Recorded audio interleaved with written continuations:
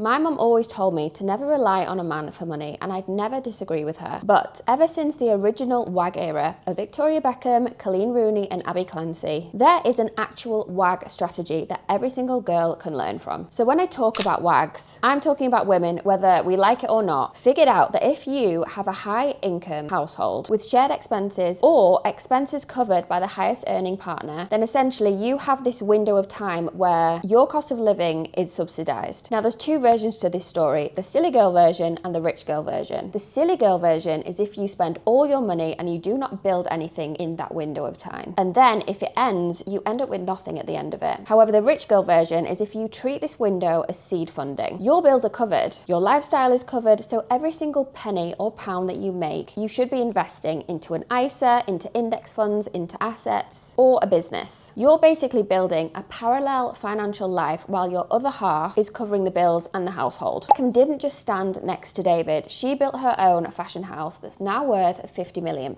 Carmen Montero, so she's Formula One driver George Russell's girlfriend, who basically lives inside one of the most glamorous, expensive worlds on the planet. But on the sideline, she has built her own career in investments and in finance completely independently. And I know I'm biased because I'm in the finance world, but I think that is super chic. And thirdly, there's Brittany Mahomes, who is married to the quarterback Patrick Mahomes. And this woman, she co-owns a blooming football club, an actual sport asset that appreciates. So she didn't spend the surplus money, she ended up buying something that compounds. But what good are these stories to regular girls like you and me that might not have a footballer or a Formula One driver as a husband or a boyfriend? If you're in a fortunate position where you have a dual income household and one salary covers the bills, the other salary can be put to work. Not a bigger apartment, don't buy into the lifestyle creep, but put that money towards something for your future. Shared expenses are one of the most underrated wealth building tools available to women, and some women are just spending that surplus that do not compound. So the WAG strategy isn't about who you're with, it's about knowing that if you're in a fortunate position where your fixed costs are low and your income is coming in consistently every single month, that is your moment not to waste it.